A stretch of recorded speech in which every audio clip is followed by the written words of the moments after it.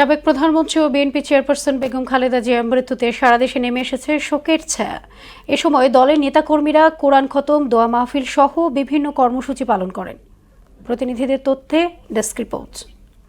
একটি শোক সংবাদ, মরহুম ইস্কান্দার মজুমদার সাহেবের মেয়ে বেগম খালেদা জিয়া আজ ভোর 6 ঘটিকার সময় ইন্তেকাল ফরমাইয়াছেন।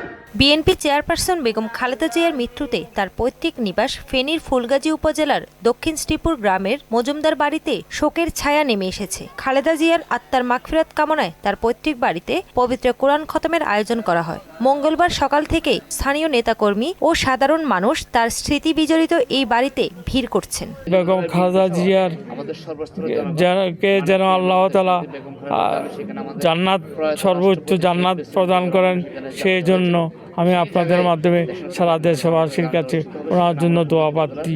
শূন্যতা আমাদের মধ্যে কাজ করে। ওনার প্রতি ওনার অনেক স্মৃতি আমি ছাত্র রাজনীতি যখন থেকেই শুরু করি, ওনার সান্নিধ্যে একাধিকবার যাওয়ার সুযোগ হয়েছে। সাবেক প্রধানমন্ত্রী বেগম খালেদা জিয়ার মৃত্যুতে ব্রাহ্মণবাড়িয়া জেলা বিএনপির উদ্যোগে আলোচনা সভা, কোরআন খতম ও দোয়া মাহফিল অনুষ্ঠিত হয়েছে।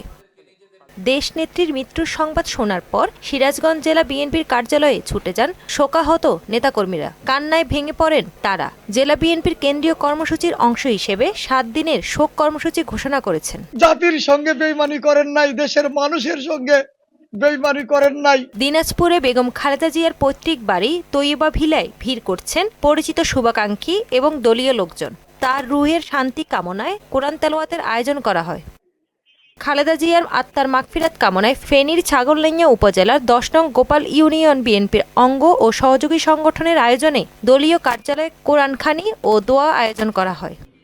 বিএনপি চেয়ারপারসনের মৃত্যুতে রাজশাহী জুড়ে নেমে এসেছে শোকের ছায়া। সেখানে কোরআন খতম ও দোয়া মাহফিল অনুষ্ঠিত হয়। বেগম খালেদা জিয়ার আদর্শকে সামনে রেখে ঐক্যবদ্ধভাবে দেশ গঠনে কাজ করার প্রত্যয় জানান নেতাকর্মীরা। আমরা ওনাকে মা মনে করতাম, আমাদের নিজের যেমন মা আছে, উনিও আমাদের একজন মা। বাংলাদেশের মানুষের জন্য উনি অনেক করেছেন। বাংলাদেশ চলে পৃথিবীতে আর কোনো ঠিকানা নয়।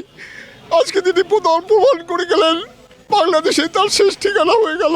বেগম জিয়ার মৃত্যুর সংবাদের পর রংপুরে দলীয় কার্যালয়ের সামনে একে একে আসতে শুরু করেন নেতাকর্মীরা। আয়োজন করা হয় কোরআন খতমের। বেগম খালেদা জিয়ার মৃত্যুতে বগুড়া জুড়ে নেমে এসেছে শোকের ছায়া। এই সময় বিএনপি কার্যালয়ের সামনে জড়ো হন দলের নেতাকর্মীরা। তাহসিন তারিন, মোহনা সংবাদ।